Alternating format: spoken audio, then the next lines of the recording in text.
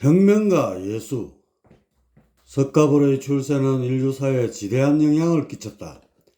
그의 가르침은 종교적 인식의 일대 혁명적 전환을 가져왔다. 신을 섬기는 수직적 신앙의 차원에서 탈피해 스스로 깨달아 신이 되라는 수평적 패러다임을 제시하며 기존 인식의 기반을 뿌리채 흔들었으니 기성 종교와의 마찰은 불가피했다. 특히 브라만교의 털거지 속에 그 씨가 뿌려졌기에 더욱 그러했다. 하지만 정작 불도의 출범에 대해 경계의 고삐를 한껏 조이는 곳은 따로 있었으니 바로 교도를 주도하고 있는 시라천 천궁이었다. 불교가 심어진 지 몇백 년이나 지났습니다. 이제 더 이상 유대교의 세계화를 늦출 수 없습니다. 이번에 실기하면 대세를 놓쳐 사상전에서 뒷북만 올릴 수도 있습니다. 문무청관들이 빠지지 않고 모인 자리에서 운을 뗀 이는 세함이었다. 민간의 가주임에도 불구하고 천궁의 종무회의에 참여한 것을 보면 도솔천의 상황이 그리 좋지 않다는 사실을 짐작해야 한다. 결국 그 일을 맡아 행할 그리스도에게 다시 초점이 맞춰지는군요. 저 또한 틈틈이 그 적임자를 생각해 봤지만 아직까지 시원한 대답을 찾지 못했습니다. 허허. 모시 총사가 난색을 표하며 대답했다. 그리스도의 직무를 맡겠다는 천신들은 수십 명도 넘었지만 육신을 뒤집어 쓴 채 그런 상태에서 성인의 행보를 끝까지 이어나가기란 결코 쉬운 일이 아니었다. 더군다나 민중들의 가슴에 변치 않는 믿음을 심어주기 위해서는 기행 이적도 간간히 일으켜야 하고 여기에 더해 비참하게 삶의 대미를 장식함으로써 대속의 상징이 되어야만 하는 것이다. 기행 이적이야 신통이 뛰어난 천신들을 대거 참여시켜 뭔가 그럴듯한 작품을 만들어낼 수 있다지만 적당한 시기에 사지로 들어가는 것은 그리스도의 역할을 맡은 이가 자청해서 해야 하기에 그리 녹록한 일이 아니었다. 그가 마음을 바꿔 타국어로 망명이라도 하는 날엔 유대교의 세계화는 그날로 종치게 될 것이다. 그리스도에게 숭고한 희생이 뒤따르지 않는다면 용을 그리고도 눈을 찍지 못한 것처럼 돼버리고 마는 까닭이다. 이처럼 그리스도의 자격이 매우 까다로워 모시 총사는 아직까지도 그에 대한 뚜렷한 방책을 세워놓지 못하고 있었다. 종사님, 이제는 더 이상 머뭇기를 시간이 없습니다. 로마 제국에서 어느 정도의 종교의 자유를 허용한다지만 결국은 그들 지배자의 문화에 동화되고 말 것입니다. 그렇게 되기 전에 그리스도를 내려보내 과감히 종교혁명을 일으켜야 합니다. 세함은 지금껏 도솔천에서 유대교를 이끌고 있었기에 누구보다 현재 처한 위급한 상황에 대해 잘 인지하고 있었다. 실무 책임자였기에 그의 말을 허투루 듣는 이는 아무도 없었다. 종사님, 아무래도 제가 나서야 할 것 같습니다. 지옥 같은 가시밭길이겠지만 제가 그리스도의 사명을 한번 맡아보겠습니다. 이렇게 말한 이는 미갈이었다. 이전부터 서너 차례 그가 자청해 왔지만 사안이 급하지 않았기에 어물쩍 넘어갔었다. 제가 익히 말했듯이 천장님은 뿌리 깊은 무신의 성정 때문에 다소 힘듭니다. 원수에게조차 무조건적인 사랑을 보여줘야 하는데 그것이 어디 가능이나 하겠습니까? 10중 8구는 평화가 아닌 무력에 의한 혁명을 시도하게 될 것입니다. 모시 총사는 고개를 가로저었다. 그리스도의 사명은 기계나 의지만 가지고 나서서 될 일이 아니었다. 종사님, 지금 제 나이가 몇입니까? 오랜 세월을 무신으로서 지내왔지만 천주님의 교도를 접한 이후부터는 많은 부분이 바뀌었습니다.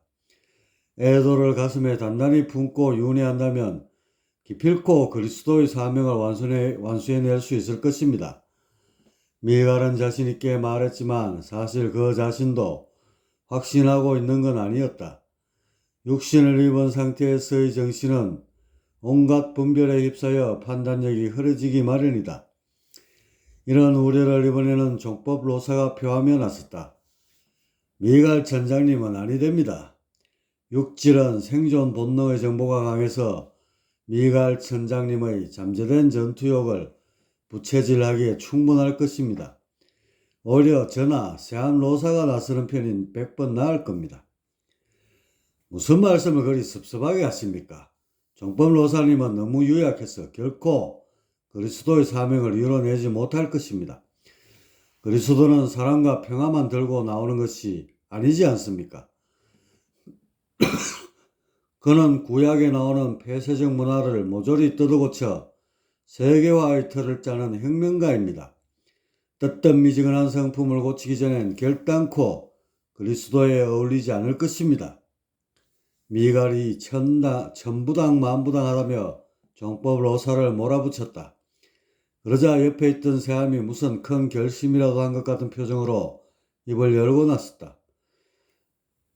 마땅한 인물이 없다면 미흡하지만 저라도 나서는 수밖에 없겠습니다. 그래도 지금까지 실무를 쭉 이끌어왔기에 그리스도의 사명에 대해서는 저만큼 잘 인지하는 이도 없을 것입니다. 세암 로사는 너무 혁명적이어서 불가합니다. 사비 종교와 선을 긋고 응징하는 장면을 보면 지나치게 상극적입니다. 구약의 지도자로서는 적임자지만 향후 그리스도가 들고 나올 새로운 복음을 만들기에는 여러모로 거리가 있습니다. 미갈이 반론을 펴고 나오자 이때부터 여기저기서 의견들이 속출하며 회의는 점점 혼돈의 도가니로 빠져들어갔다. 그렇게 사흘 밤낮을 쉬지 않고 토론을 했지만 그리스도에 대한 어떤 결론도 내지 못했다. 그만큼 그리스도를 온전히 맡아 행할 책임자가 없다는 얘기였으니 이런 일이 있은 지 수십 년이 흘렀다. 사이사이에 그리스도를 찾으려는 노력이 쉬지 않고 이어졌다. 그러던 어느 날이었다. 그리스도의 후보를 몇몇 물색에서 그 적격을 따지는 회의가 이어지고 있었다. 이런 때에 뒤늦게 회의실에 도착한 시라가 격한 목소리로 외쳤다. 그리스도가 나타났습니다.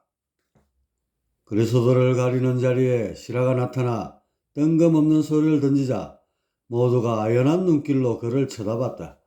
뭔 얘기인지 좀 더 자세히 풀어보라는 말미를 주는 눈길이었다. 도설천 인간계에 그리스도를 자처한 인물이 나타났단 말입니다. 그리스도요? 아니 그까들로 그렇게 호들갑을 떠는 겁니까? 역사를 보면 그리스도를 자처한 이들이 어디 한두 명입니까? 툭하면 튀어나와 혹세무민하는 자들을 수없이 많이 봐오지 않았습니까?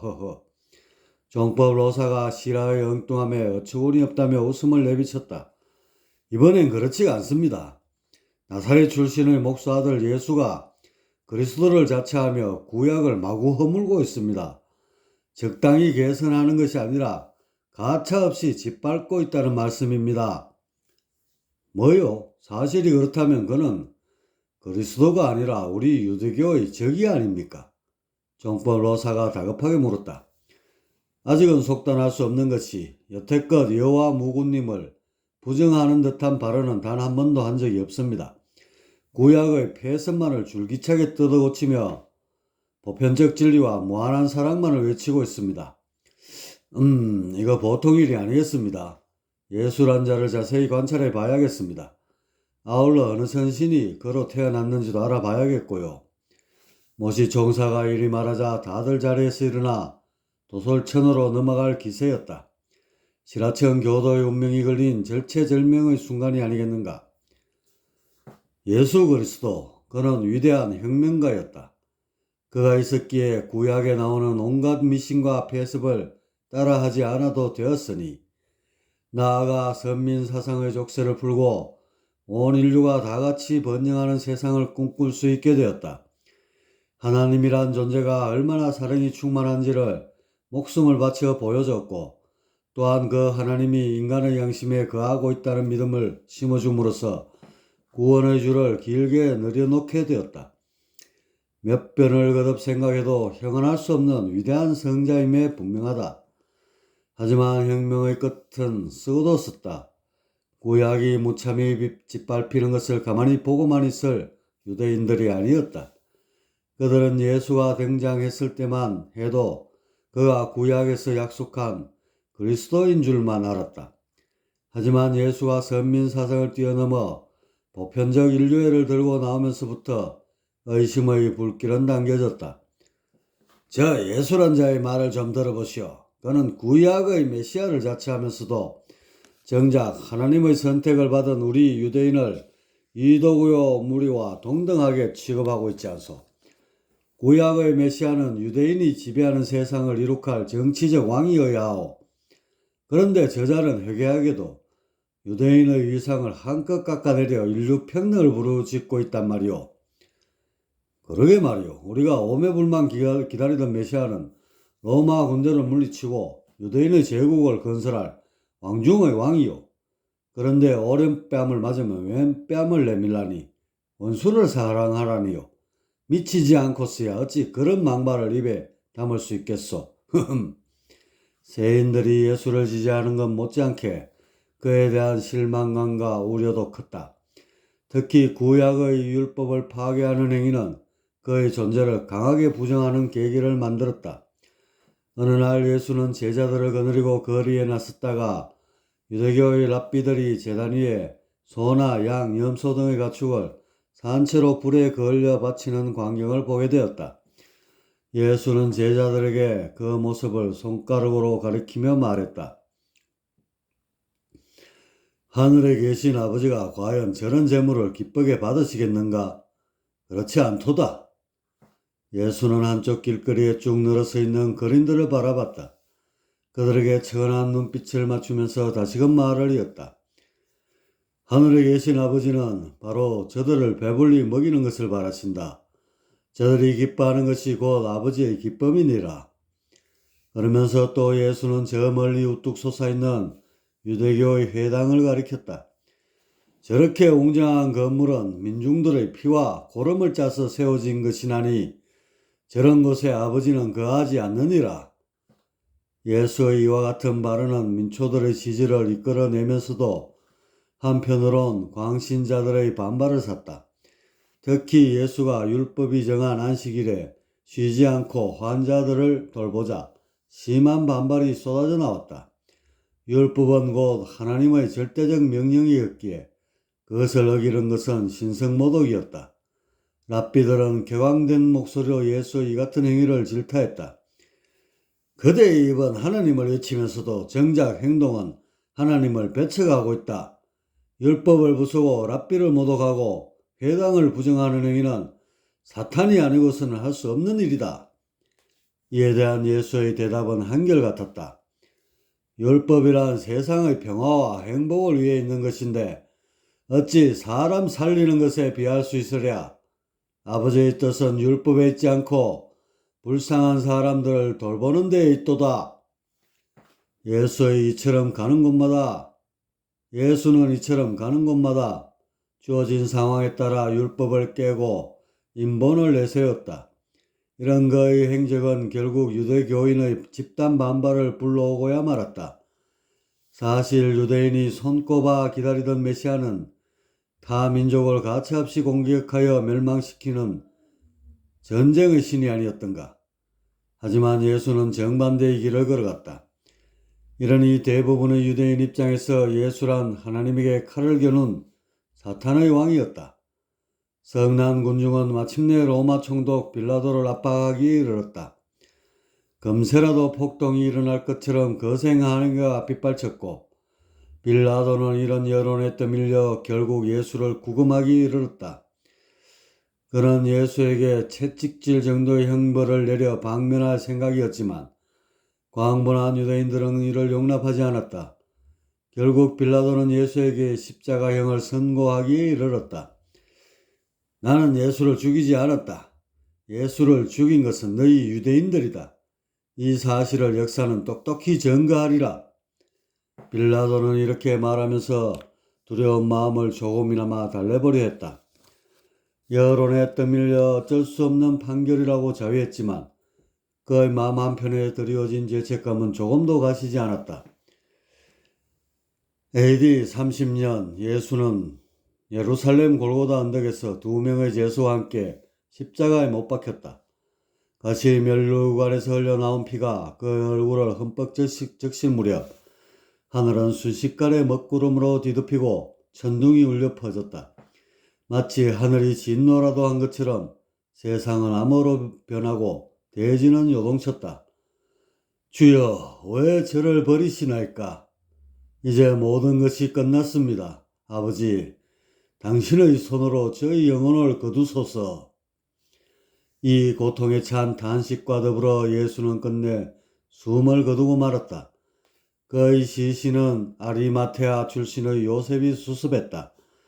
그는 니고데모의 도움을 받아 자기 집 내부에 마련된 돌무덤에 예수의 시신을 안치했다.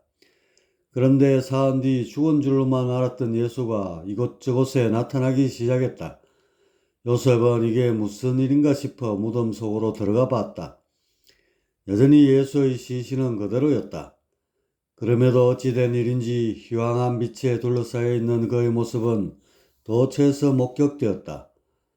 예수의 영혼은 한동안 인간계에 머무르면서 제자들과의 접촉을 시도했고, 이 때문에 그의 영적 모습은 육체적 부활의 증거로 믿어지게 됐다.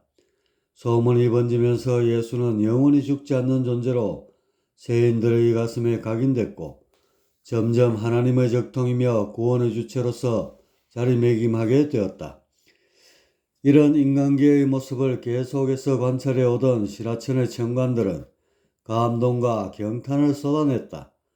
그들이 보기에도 예수의 일생은 자신들이 세상에 펴려는 교도의 정신과 완벽히 일치했고, 이런 점을 떠나서라도 예수의 모든 면모는 거룩하고 아름다웠다. 십자가에 못 박혀 죽으면서까지 사랑이라는 숭고한 진리를 전해준 성자의 모습은 보는 이들을 감동으로 이끌기에 충분했다. 모두가 넋을 놓고 예수에 관한 얘기로 정신이 없을 때 모시 총사를 위시한 천궁의 주요 관료들은 바쁘기 짝이 없었다. 특히 시라가 예수의 영혼을 맡아서 추적했는데 어찌된 일인지 중도에 그만 놓치고 말았다. 예수와 도솔천을 빠져나간 것 같지는 않은데 수미산 어느 깊은 계곡에 이르러 그 자취가 없어졌던 것이다.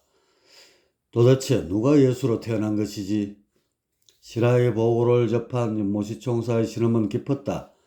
워낙 중요한 인물이었기에 여기에 대해 소상히 알 필요가 있었다. 이때 시라천단 곳곳을 이잡듯 단문하고 들어온 종법 로사가 나타났다. 종사님, 시라천단 어느 곳에서도 인간으로 태어난 천신은 없다 합니다. 물론 성계로 내려가면 수십 명이 도솔천으로 넘어가 인도 환생을 하긴 했습니다만 종법 로사님 수고가 많으셨습니다. 아시다시피 예수란 자는 일개 신선이 되어 이룰 수 있는 인물이 아닙니다. 결국 시라천단에는 없다는 말씀이 됩니다. 이것 참 오리무중이라더니 바로 지금의 형세를 두고 하는 말이 아닙니까? 일이 이렇게 되자 시라천 천궁에선 온통 예수의 전생에 대한 화두로 들썩였다. 가는 곳마다 화제의 중심엔 예수가 자리했다. 그러던 어느 날 새함이 문득 무슨 생각이 들었는지 도솔천에 머물고 있는 원불가의 도운을 찾았다. 새함은 원대강불이 미륵보살일적부터 화신을 만들어 그리스도의 사명을 맡게 했다는 소문에 대해 들은 적이 있었다. 너무 황당하고 아득한 얘기여서 그때는 귓전으로 흘렸지만 오늘날 이런 상황에 처하고 보니 그게 아니었다. 지푸라기라도 가능성 선상에 올려놔야 했기에 도운을 찾아 그의 의중을 묻게 된 것이다. 도운이라 하면 천지공사 계통에 내놓으라 하는 전문가가 아니던가. 도운 로사님, 솔직히 말씀해 주십시오. 예수가 누굽니까? 허허, 시라천 천궁에서 모르는 일을 어찌 저에게 와서 묻는 겁니까? 예수라면 유대교의 구약을 송두리째 허물어 세교화를 추진한 인물이 아닙니까? 그런 분이라면 당연히 시라천 천궁에서 보낸 인물이겠지요. 허허허. 도우는 시침을 떼며 모른 척했다. 하지만 이런 상투적인 대답을 미리 예상치 않은 새함이 아니었다. 제가 도리천에서 오래도록 천관을 지내지 않았습니까? 그때 얼핏 들은 바로는 원대광불이 화신을 만들어 그리스도의 역할을 맡게 했다는 소문이 있었습니다. 그것이 사실인지를 묻는 겁니다. 사실 예수가 12에서 29세에 인도에 머물며 이사라는 성녀로서 지낸 전력을 보면 뭔가 그쪽과 연관이 있지 않겠습니까? 그러니 좀 속 시원히 말씀해 주시지요. 노사님은 원대광불이 미륵보살로 불릴 적부터 친분이 두텁지 않습니까? 그야 그렇지요. 그분이 미륵보살로 계실 적에 천지공사를 두고 저와 몇 차례 겨루곤 했었습니다. 하지만 다 옛날 얘기가 아닙니까? 그리고 그때 미륵보살이 화신을 만들어 역사에 참여하는 광경은 제가 목격한 바도 없습니다. 그저 어떻게 하다 보니 소문이 확대된 것 뿐이겠지요. 허허. 아, 그렇다면 그런 소문이 있다는 것만은 확실한 것이겠군요. 저는 제가 근무했던 탐천부에서 잠깐 흘러나온 얘기여서 출처가 불명확하다고 생각했는데 오늘 보니 도노사께서는 이미 알고 있었습니다. 그려. 허허허. 새암은 이리 말하면서 묘한 눈빛을 번뜩였다. 그러자 갑자기 거짓말한 사람처럼 가슴이 뜨끔하게 아려오는 돈이었다. 소문만 들었다고 한 것인데 왜 그런 눈빛으로 쳐다보는 겁니까? 확실한 정자도 없는 마당에 그런 것을 염두에 둬서는 낭패보기 십상일 것입니다. 허흠. 도는 손살을 치며 미륵보살에 얽힌 소문을 부정하려 했지만 새암의 눈에는 그것이 오히려 의도적인 것처럼 다가왔다. 새암은 마치 목적을 이룬 양 득의 표정을 띠고는 자리에서 일어섰다. 도원에게 양손을 모아 가볍게 묵례를 하고는 곧장 시라천 천궁으로 돌아왔다. 그가 오자 기다렸다는 듯이 회의가 재개되었다. 원대광불의 작품 같습니다. 새암의 첫마디였다. 뭐요? 그렇다면 예술한 자가 원대광불이 보낸 사람이란 말입니까? 좌중에서 누군가가 외치듯 물었다. 원대광불이 보낸 게 아니라 예수가 곧 원대광불이 올시다. 새암이 확신에 찬 표정으로 단호하게 말하자 좌중은 크게 들끓기 시작했다. 새암의 정신이 반쯤 나가기 전엔 도저히 이런 황당한 말을 할 수 없었기 때문이었다. 새암 로사님, 찬찬히 경위를 설명해 보세요. 모시 총사가 점잖게 말하면서 시끌벅적한 주변을 가라앉혔다. 원대광불이 화신을 만들어 예수로 태어나게 한 것 같습니다. 제 눈으로 확인한 것은 아니지만 집중팔구 저의 추측이 맞을 것입니다. 아니, 원대광불이 무슨 이유로 예수로 환신할 것이며 또한 정신이 돌지 않고서야 어찌 우리 교도를 도와주겠습니까? 그렇습니다. 앞뒤가 전혀 맞지 않습니다. 예수가 구약을 허물면서 불도의 가치를 들었다면야 모르지만 그는 오로지 교도의 틀거지 안에서 움직였습니다. 또한 여호와 무군님을 부정하는 말을 단 한 번도 입에 올린 적이 없고요. 그럴진데 어찌 그런 말씀을 하시는 겁니까? 정관들은 너나 것 없이 의문을 쏟아냈다. 그러자 새암이 자리에서 벌떡 일어나서 그에 대한 자신의 생각을 말하기 시작했다. 저라고 그 내막을 훨씬 훤히 알아서 이런 말을 하는 게 아닙니다. 다만 원대광불이 여태껏 해온 천지공사라는 것의 일환으로 그리스도를 투입시킨 게 아닌가 싶습니다.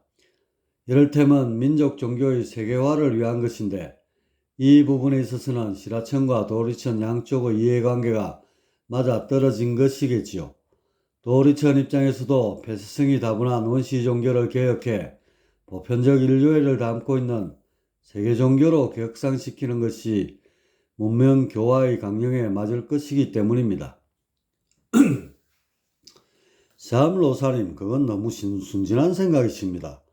인류의 영성을 기준으로 보면 세계 종교가 많아질수록 유리한 측면이 있지만 전체적으로 보면 결국 우리 교도가 패권을 잡는 격이 되는 게 아닙니까?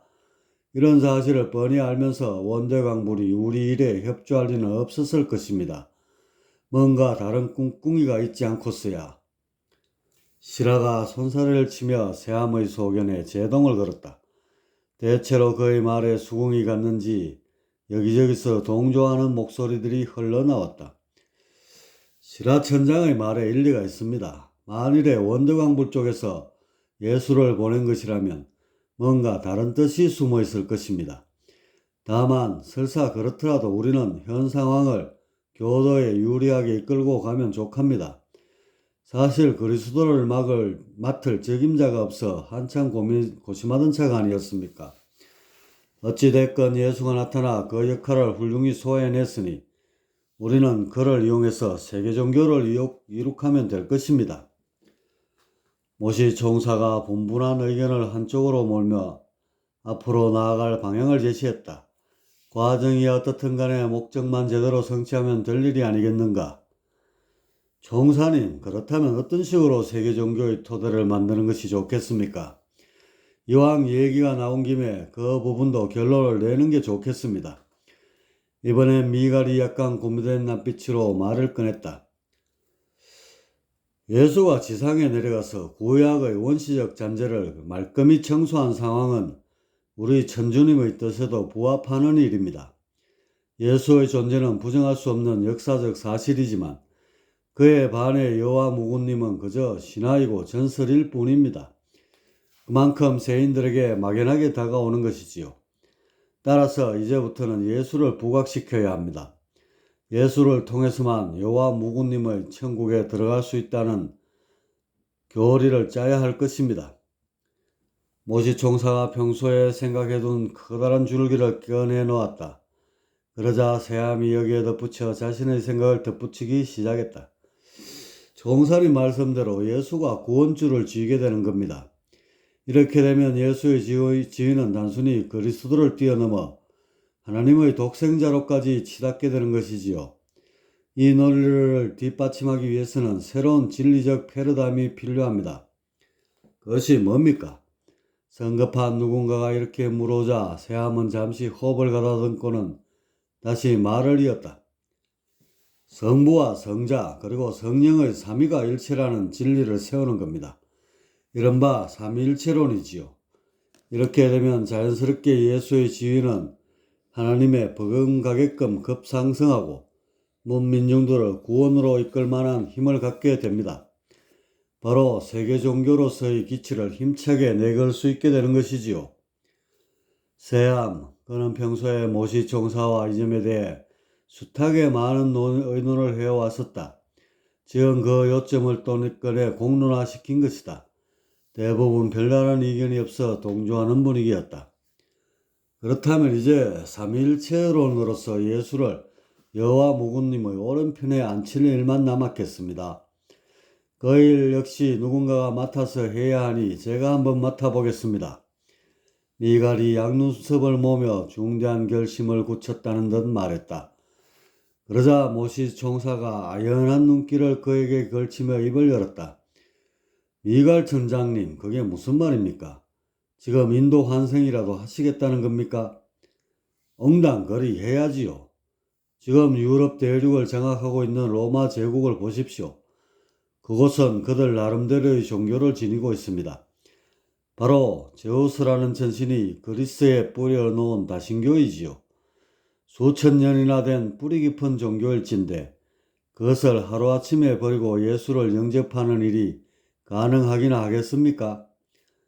그야 예수를 따르는 신도들의 수가 늘어나면 상황이 바뀔 수도 있는 것 아닙니까? 단순히 예수를 인정한다고 해서 될 일이 아닙니다.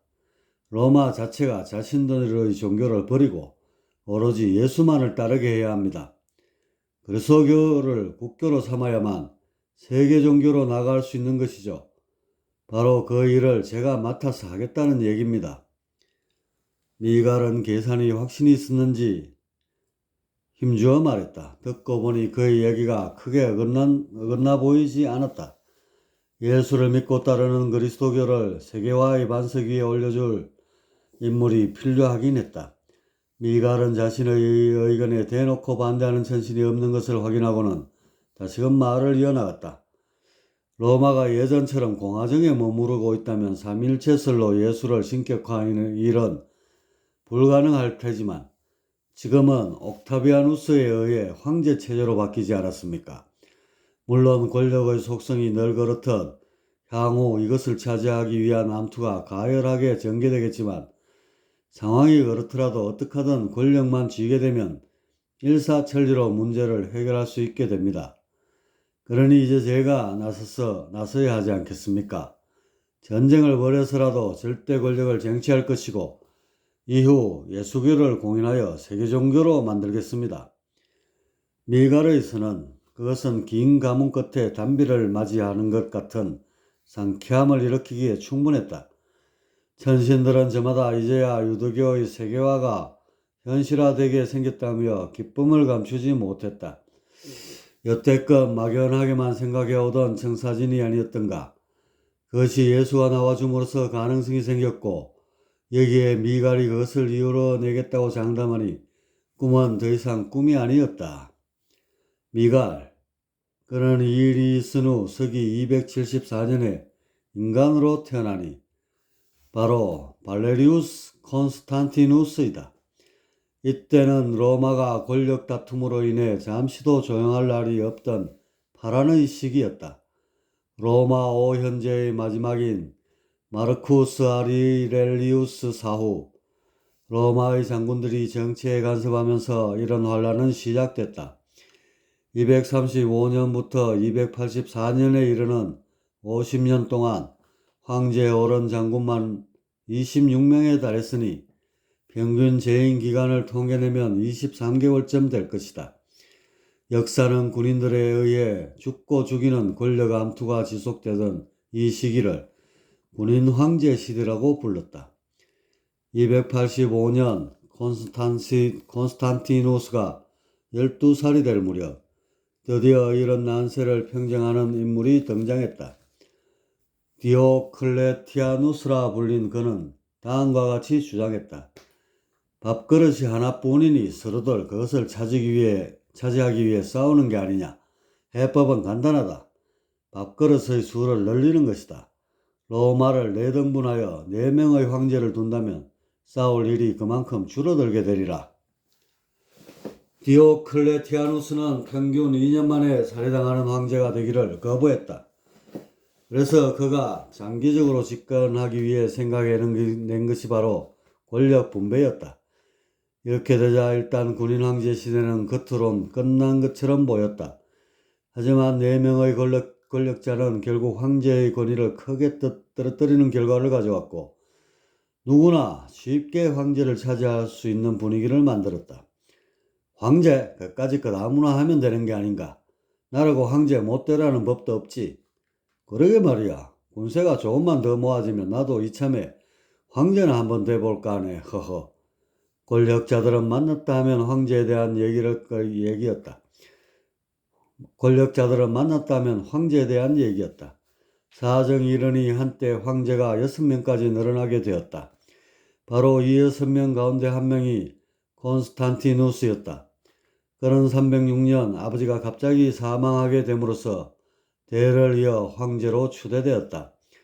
하지만 당시 로마는 앞서 말했듯 4명의 황제가 영역을 분할해 지배하던 사도정치 체제하에 있었다. 더군다나 황제를 맘대로 자처하는 자들까지 나타났기에 그의 존재는 별다른 주목을 받지 못했다. 게다가 콘스탄티누스는 국경 수비를 담당했기에 이름만 황제이지 그에 따른 실권은 별로 없었다. 콘스탄티누스는 어려서부터 아버지를 따라 전장을 수없이 돌아다녔던 덕분인지 아니면 전생의 성정이 수시로 올라와서인지 전쟁에 능했다. 젊은 콘스탄티누스는 게르만족과 프랑크족을 상대로 치른 전쟁에서 차례로 승리하면서 게르마니아와 갈리아의 영토를 굳건히 지켜냈다. 이때부터 그의 명성이 두각을 나타내기 시작했고 이 기세를 몰아 결국 로마로의 진출을 모색하게 됐다. 우선 그 사전 작업으로 콘스탄티누스는 다른 황제들을 차례로 제거했고 주변 정리가 얼추 끝나자 그는 한니발이 한 것처럼 알프스를 넘어 로마로 진격했다. 그리고 312년 10월 28일 마침내 로마 시를 근거지로 삼고 있던 막텐시우스를 격퇴하고 제국의 수도에 입성할 수 있었다. 콘스탄티누스는 곧바로 원로원으로부터 정식 황제의 지위를 인정받았고 기다렸다는 듯이 313년 2월 밀라노에서 그리스도교를 공인하였다. 당시 로마 제국의 공동황제인 콘스탄티누스와 리키니우스가 밀라노에서 공동으로 발표한 칙령, 그리스도교를 포함해 자신이 원하는 종교를 따를 수 있는 자유를 보장하였다. 이는 박해받던 그리스도교가 보호되고 장려되는 계기가 되었다.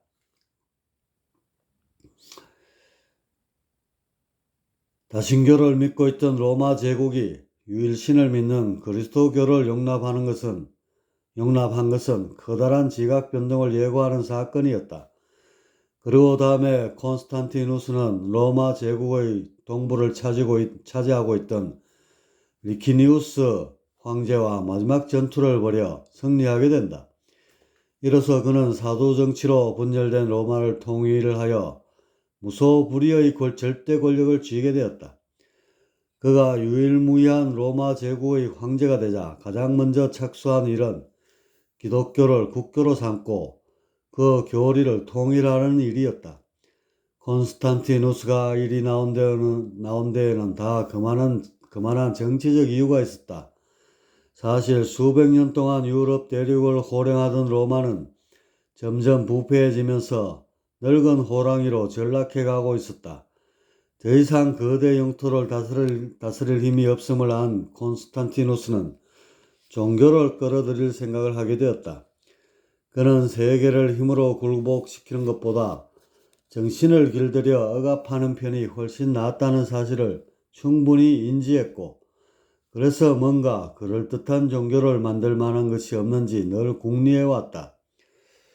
그러려면 누군가 신으로 내세울 만한 파격적인 인물이 있어야 했다. 이 점에 대해 콘스탄티누스는 나름대로 몇 가지 기준을 세웠다. 우선 세인들의 기억에 남아있어야 하므로 200에서 300년 안쪽의 인물이 좋을 것이다. 기행이적에 대한 사례도 있어야 하고 일찍 죽어서 민중의 가슴을 뜨겁게 달궈야 한다. 또한 전도성이 강해야 하는데 이런 조건에 맞는 일은 아무리 봐도 예수밖에는 없었다. 하지만 예수의 뒷배가 다소 모호한 점이 마음에 걸렸다. 그가 탄탄한 역사적 배경이 뚜렷해야 당위성이 생기고 세계 종교로 키워낼 여지가 있을 것이다. 물론 예수의 배경이 될 법한 것으로 구약이 있긴 하지만 알고 보면 예수는 그것을 철저히 짓밟은 인물이 아니던가. 그는 구약에 나오는 선민사상과 원시적 율법을 과감히 부수고 그 위에 인류 보편의 가치를 올려놓았다. 여호와 하나님의 천명으로 만들어진 율법을 부정하고 여기서 파생된 폐습을 모조리 없애버린 예수. 그래서 그는 결국 이스라엘 백성에 의해 십자가에 못 박히게 되었다. 이처럼 예수와 구약은 물과 기름 같은 존재이다. 예수는 민중들에게 접근하기 위해 자신이 마치 구약에 예언된 메시아인 것처럼 여겨지는 것에 반대하지 않았던 것뿐이다. 이러한 사실을 누구보다 잘 알고 있는 콘스탄티누스는 고심에 잠겼다. 예수를 신으로 만들면 세계 종교가 가능하다는 사실엔 이견이 없었다. 예수는 거룩함과 사랑, 인류의 평등, 구원 등의 영적 요소들을 두루 갖추고 있었으니, 하지만 그에겐 권위를 뒷받침할 만한 역사적 배경이 부족했다. 이것이 없으면 그리스도교의 추진력은 대폭 떨어질 수밖에 없다. 결론적으로 콘스탄티누스가 꿈꾸는 세계 종교를 만들려면 두 가지 요소가 철저하게 구비되어야 했다. 첫째는 예수의 지위가 신으로 성격되어야 하고, 둘째는 그의 역사적 뒷배가 탄탄하게 만들어져야 한다. 콘스탄티누스는 이 두 가지를 이루기 위해 차근차근 단계를 밟아 추진해 나갔다. 가장 먼저 극복해야 할 것은 아리우스주의였다. 알렉산드리아의 사제 아리우스로부터 시작된 이 교리는 당시만 해도 상당히 널리 퍼져 있었다. 교리의 핵심은 예수가 신이 아니라 신성을 지닌 인간이란 점이다. 예수는 하느님으로부터 갈라져 나온 피조물이지만 조물주의 모습과 흡사하게 창조되었기에 신성과 인성을 두루 지니고 있다는 것이다. 한마디로 신의 피조물 중 최고의 위치에 있다는 얘기가 된다. 아리우스 주의처럼 예수를 한낱 피조물로 설정하면 그를 통한 구원이 탄력을 받지 못하게 된다. 불완전한 그가 인류를 구원한다는 것 자체가 어불성설이기 때문이다. 어떻게 하든 예수를 완전 무고한 존재, 즉 신으로 격상시킬 필요가 있었다. 그래서 콘스탄티누스는 325년 니케아에서 종교회의를 개최하였다. 2달에 걸쳐 진행된 공회에 참여한 주교들만 320명에 달했다. 콘스탄티누스는 이 무렵 그들에게 암암리에 손을 써서 예수를 하나님과 동격으로 만드는 데 성공한다. 그것이 곧 삼일체설이다. 이것은 성부와 성자와 성령은 근본이 하나이면서 셋으로 갈라져 작용한다는 얘기이다. 이렇게 되면 성자에 해당하는 예수는 곧 하나님과 동격이고 다만 맡은 역할이 달라 인간으로 태어났을 뿐이다. 불교에서 붓다가 법신불과 화신불, 보신불, 삼위로 존재하는 이론과 매우 흡사하다 하겠다. 아무튼 콘스탄티누스는 삼위일체론을 끌어다가 예수를 하나님으로 격상시켰다. 더불어 진행한 것이 구약을 예수에 결합하여 그 뒷배를 만드는 일이었다. 물과 기름 같은 존재지만 구약과 신약이라는 단어를 교묘하게 섞어 역사적 필연인 것처럼 꾸몄다. 그 결과 예수가 단 한 번도 거론한 적이 없던 여호와가 예수의 하느님이 되어버리는 기막힌 일이 발생하고 말았다. 예수는 항상 하늘에 계신 아버지라는 표현만 썼지 이스라엘의 민족신 여호와를 언급한 적이 없었다. 그럼에도 예수의 하나님을 여호와로 바꾸고 이것도 모자라 예수 자신을 선지자들이 예언한 메시아로 격상시켰다. 이렇게 해서 만들어진 것이 성서이고 가톨릭이다. 이로써 로마는 종교의 힘에 의지해 일정 기간 제국의 수명을 연장할 수 있게 되었다. 콘스탄티누스는 331년 천도를 감행했다. 보스포루스 해협에 있는 그리스의 도시 비잔티움에 성벽을 쌓고 도시를 세워 콘스탄티노플리스라 명명했다. 수도를 바꾼 배경에는 국경 수비가 점점 어려워지는 정치적 면이 컸겠지만 그 이면은 종교적 이유도 다분했다. 로마는 고대로부터 외래의 신을 받아들이는 데에 주저함이 없었고 그래서 다신교 문화가 삶의 깊숙한 곳까지 배어 있었다. 수많은 신전이 아무렇지도 않게 도시 곳곳을 장식하고 있었으니 크게 보면 예수 역시 그 가운데 하나일 따름이었다. 이렇게 되면 유일신을 타이틀로 내건 그리스도교의 입장에서는 곤란했다. 그 해결책으로 콘스탄티누스는 이 오래된 우상의 도시를 버리고 그리스도교를 위한 새로운 도시로의 천도를 감행했던 것이다. 서기 337년 5월 22일 콘스탄티누스는 마침내 임종을 맞게 되었다. 숨이 멎은가 동시에 기다렸다는 듯이 혼줄을 끊고 상계로 빠져나왔다. 그런데 어둑할 것만 같았던 저승은 마치 헤트라이트를 사방에 걸어놓은 것처럼 희왕하기만 했다. 그의 죽음을 미리 안 천신이 때를 지어 몰려와 장사진을 치고 있었기 때문이다. 이런 광경을 신기한 듯 둘러보는 콘스탄티누스는 자신이 생전에 그리스도교에 공헌한 점을 높이 사서 하나님이 천사를 보낸 것으로 생각했다. 그리고 얼마 뒤 그는 그들 가운데 몇 명의 안내에 따라 천계로 올랐고 초공을 거쳐 시라천으로 돌아왔다. 주 콘스탄티노폴리스. 이 도시는 나중에 이슬람 교도에 점령당하여 이스탄불이라 불리게 된다.